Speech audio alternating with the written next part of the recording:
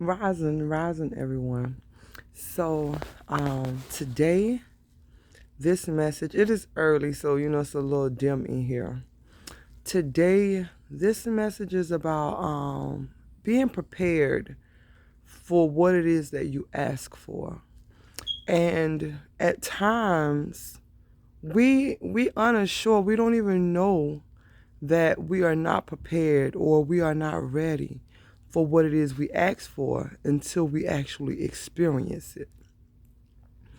Now, why I say that? Now, I use my own experiences oftentimes to shine light, so people can learn through my experiences. So it's easier for me to share my own experiences in hopes that it helps someone else and shine light on a situation that's happening, going on, or whatever in their life, or maybe something that they have experienced and can't get past. So, there was a point in time in my life where I manifested a whole man. I manifested love. I wrote it in my journal. I fasted. I hiked to the top of the mountain. And I wrote this message in my journal, the type of man I want, the exact type of man I wanted. Long and behold, not long after that, I met a man, and I met a divine soul. Not just a man, I met a divine soul. And when I met him, our whole meeting and everything, was just beautiful, unique experience. And when I met him, um, things moved rather fast, and I wasn't quite expecting that. I did not even know anything was going to come out of the situation or whatever like that. But it did, and we grew together. But in the process, in the beginning, there was a lot of fear. I know on my behalf, I can speak on my behalf. There was a lot of fear that I was unaware of. So in the beginning, it was cool, when you and someone not living together, y'all just kind of like talking over the phone and dating and hanging out and just having fun with each other or whatever like that, getting to know each other in the process and stuff. Then there came a point in time when things got serious, there was that move-in phase and it got serious. And when that happened, I instantly I've experienced panic for the first time in my life. You know, my previous relationship I was in for like 22 years. I was with my high school sweetheart since I was 15 years old. So that was a long relationship, and that's the only man like I've seriously been with in a relationship. So to get involved with a new mate and move in, and that is when all hell broke loose within me. You know, so when hell breaks loose within you, it also breaks loose within your life. So what ended up happening, what I am now realizing, is that fear, right? So because of the fear of me moving on and being committed seriously, and I think it was really the commitment. Because on my spiritual journey, I experienced this freedom for 2 3 years of just like being spiritually free and moving freely. So now that I was getting serious into a relationship, I was like, is this man going to be able to handle my spirituality? Is he going to be able to deal with me and accept me where I am? Or whatever. So there were many things that we had to grow through and we had to learn each other, you know? And what I love most and what I appreciate is that it's his patience, his patience. And him learning me, it wasn't through reading a book. It wasn't through tarot cards. It wasn't through readings. It was through him actually experiencing me. He learned me, he studied me through experiencing me. And that means the world. That means the world. He didn't study a natal chart. He didn't do the cheat sheet, the cheat codes. He actually went through the process of taking the time to get to know me and understand why I behave this way or why I react this way, why this triggered me or whatever. So basically, that's what happened when he moved in. I became triggered. I remember talking to one of my homegirls on the phone for the very first time, and I was telling her how I was feeling. And I was like, he moved in, and I love him, and we have a great relationship, and there's so much peace, and I can communicate with him about anything, and we build together, we do this together, we do that together. But I feel like I can't breathe. Why am I feeling this? I can't breathe. I can't breathe. I was panicking. My true fear is experiencing true love. And this I did not know, because I'm one who's always walking around full of love and giving love to everybody and loving on everybody and helping everybody and doing this and doing that. And then I manifested a mate that I asked for, one who could build with me, one who could create with me, one who could manifest with me, one who could grow with me, one who would deeply love me, one who would support me. And there he was. But I was not ready. But the beautiful thing in not being ready, when there is something that you want and it's for your well-being, the two of us was able to grow together. So in the moment, it's like you don't quite fully understand everything. But as long as both of you are open, and as long as both of you are willing to heal and grow together, and that's what I realized. I'm like, this man is determined. This man is disciplined. This man has lots of willpower. This man is aware of himself. So I started noticing all of the great qualities and the great traits and these wonderful things about him. So then I realized he's not the problem. I realized I had to overcome my own fears. I had to deal with the things that were bothering me. And I am a woman who comes from a single parent household. I come from a mother who will tell you how strong she is, how she does not need a man to do nothing for her, and how happy she is without a man. And a man ain't nothing but trouble. A man ain't nothing but problems. So at 60 plus years of age, I still sit and listen to my mother speak this way about men. And this is from her own experience of her dealing with men. So this is from her own traumas. This is because of the healing, that she may have to go through and experience. But I had to get that up out of me. Because I love men. I love men. And I know that having a man in my life by my side, it would just bring balance to me if I'm right within myself. If I'm balanced within myself and he's balanced within himself and I'm self-aware, he's self-aware, and we're both about healing and love and manifesting abundance and everything, So I wish to no longer carry those negative thoughts and those negative feelings, those negative emotions about a man. So I no longer carry that fear. I had to open up to receiving love. See, I was open to giving love. I was open to being love. But I had to open up to receiving love.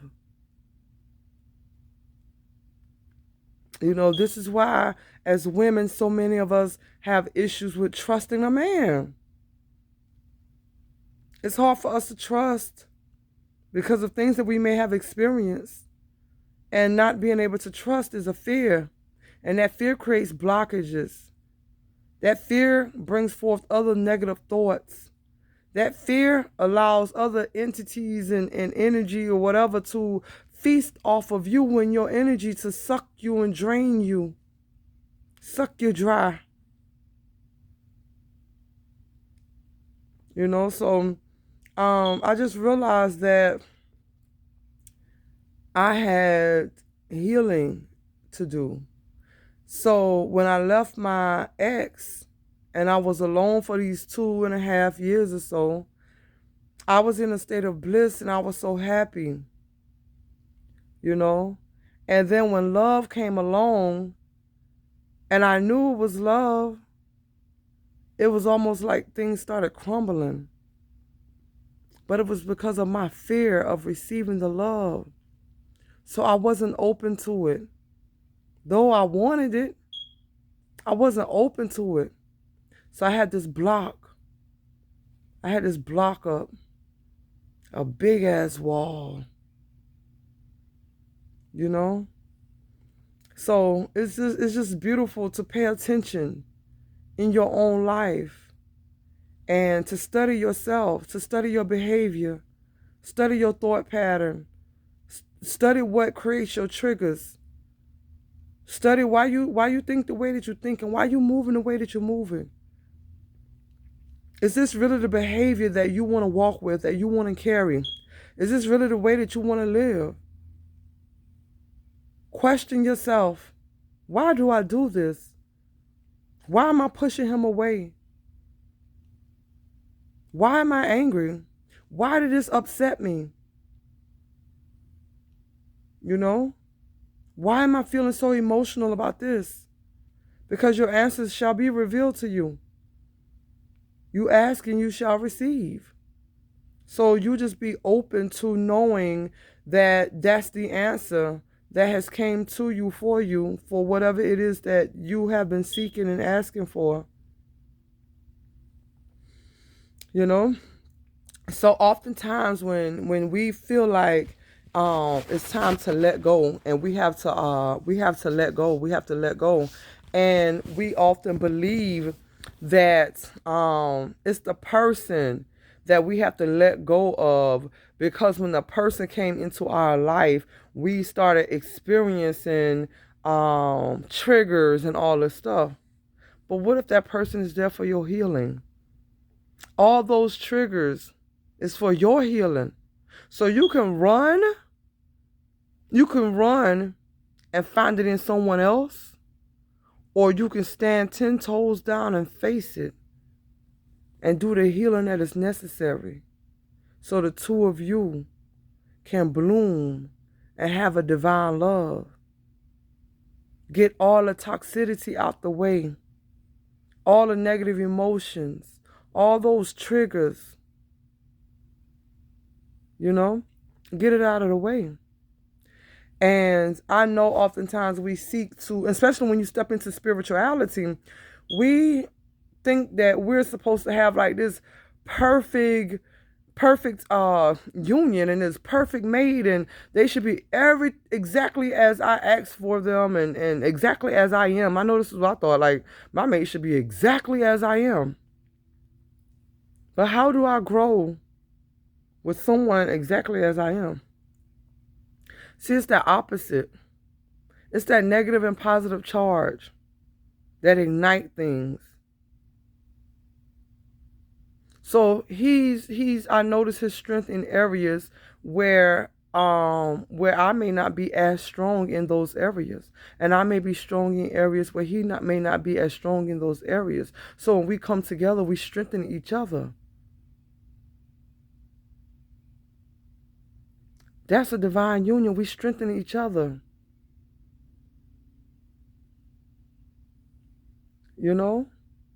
So we learn each other. We grow together. So that perfection, that perfect union, it is perfect because of the imperfections. The imperfections that you all are willing to love and grow through. Not the imperfections that you sit and you look at and, I don't like this. I don't like that about him. I don't like that he do this. I don't like this. I don't like that. But if he's willing to heal through whatever things that he has to heal through, and she is willing to heal through whatever things she has to heal through, and they are both growing together, they both gaining wisdom together, they are both enhancing their love together, they are both now becoming more aware of each other and more emotional intelligent. You know?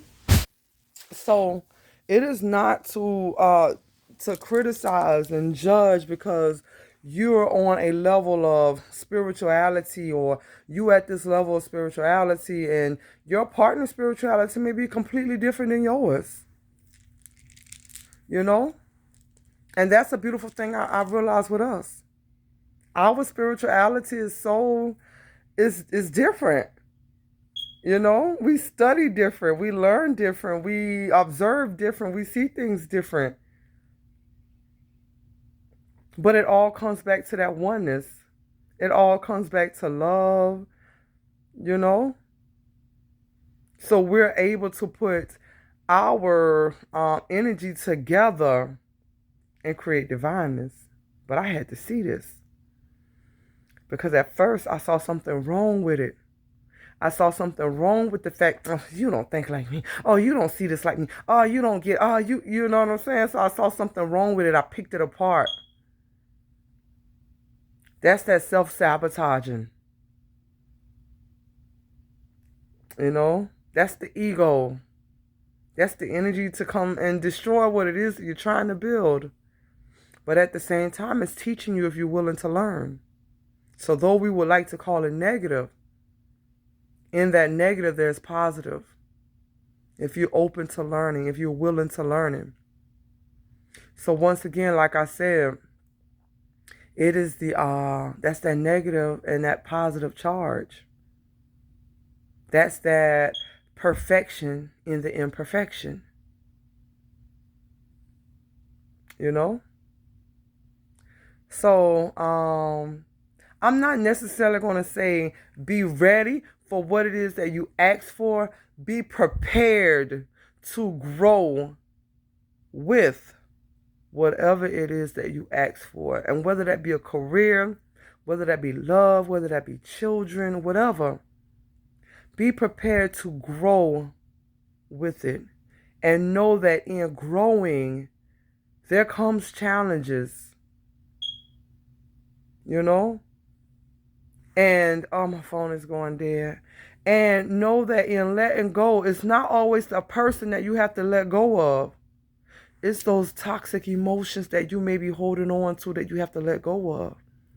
It's old ways of your own self that you may have to let go of. Things that you have been carrying around like, oh, this is me. This is who I am. This is who I am. You know what I'm saying? People swear that's who they are, but they don't know their divinity. So they think that bitchiness is who they is. But that bitchiness is toxicity. Because who you are is divineness. You are a divine, nurturing, healing, loving soul. Full of creativity, full of uniqueness, full of abundance, full of divineness. That's who you are. And that's by nature's design. But because we have accumulated so much toxicity along the way, whether it be from our mothers, our grandmothers, our fathers, previous relationships, children at school, we have developed so much toxicity along the way. And we have been carrying the baggage for so long. We believe that is who we are. No, we added that to who it is that we are. And just as we added it, we can remove it. So in letting go, it's not always removing that person from your life so that your life can be better. It's you removing things from your own self, making changes within your own self, evolving past certain things within your own self so that you can become better. So you have to let go of you, who you think you are. to become that divine love that you are, you know? So it's not that my mates was doing anything to me. It was me having to be patient. Be patient. Patience. You know? For me to learn and grow and let go of old ways. So when I was having this conflict with myself in my own mind, that was me not being able to let go of certain things. So I'm fighting with myself. That was me facing and dealing with my own self-sabotage and my own negative side. And that bitch was loud, overpowering. And I was letting it, you know? So that's all I'm going to speak on this message here. But it's just knowing that sometimes we have things right in front of us that we ask for, what it is that we want, what it is that we need for our lives to manifest into what it is supposed to be and to bloom into what it is supposed to be. But we don't even recognize it because we're so busy trying to find all faults. We're so busy trying to find why everything is wrong instead of seeing why everything is right. And everything that you thought was wrong is there to help you grow, to help make you a better person, to help make you more wiser, to help you step more into love, divine love, to help you learn what a divine union is. You know? So I feel like we created this whole fantasy within our minds, like everything is supposed to just be perfect and happen exactly as you wish it to happen. But remember, perfection is in imperfection. Imperfection says, I'm perfection. Perfection is in imperfection. Can you see it? Are you aware of it? Are you aware that it's already perfect as it is? With all its imperfections. That's divineness. That's love. And that is my message I wanted to share with you all on this rising. So, peace, love, unity, oneness, divineness, healing, you know. Continue healing. Healing is a journey. Don't let nobody fool you. You know, we're never going to reach a state to where we're completely healed. So it's just like I say, perfection is in imperfection. So being healed is in healing. Because once you can accept the fact that healing is a journey, you are healed. Because what you're going to learn is that we are always stepping into new situations. So with every new situation, you may experience triggers. And with being triggered, you're going to have to heal all over again and find that balance all over again. And every time you do that, you are healed. But when you accept the fact that healing is a journey, you are now healed. Because healing is not something you do one day and it's done for the rest of your life. Healing is something that you become aware of and know that it is a journey. And because it is a journey all throughout my life, I'm going to continue to face situations that I'm going to have to heal from over and over and over again. And all healing is you finding balance and maintaining balance again and again and again. So every day you awaken, it's creating that balance, finding that balance, having that balance. You know? So don't be fooled to think, I'm going to take this magic herb and now I'm healed. No. Because what happens when you remove the herb? Don't be fooled to think it's something outside of you that's going to heal you. Everything is teaching you your power. You know, healing is a journey. And to be healed, it is to be aware that healing is an ongoing journey, and to accept that. So you're not fighting it. Why am I feeling this way today? Because we're just balancing ourselves all over again. You know? Why am I experiencing this? Because maybe we was unaware of something that now we can become more aware of, so we don't have to experience this again. So it's teaching me something about myself to be more in control of my thoughts. Healing is a journey. It's an everyday job. You get up and you clock in and you do the work and you continue to push forward. And it's beautiful and it's divine. It's unique. Every healing journey is unique. You know? So the answers that you may seek, nobody may have them for you. And people may think the information that they have to give you may be helpful. But you have to go back to the drawing board. Because each individual healing is unique. Okay? So I'm going to let y'all go. Peace. Oh, subscribe, like, share, whatever. You know what I'm saying? Peace.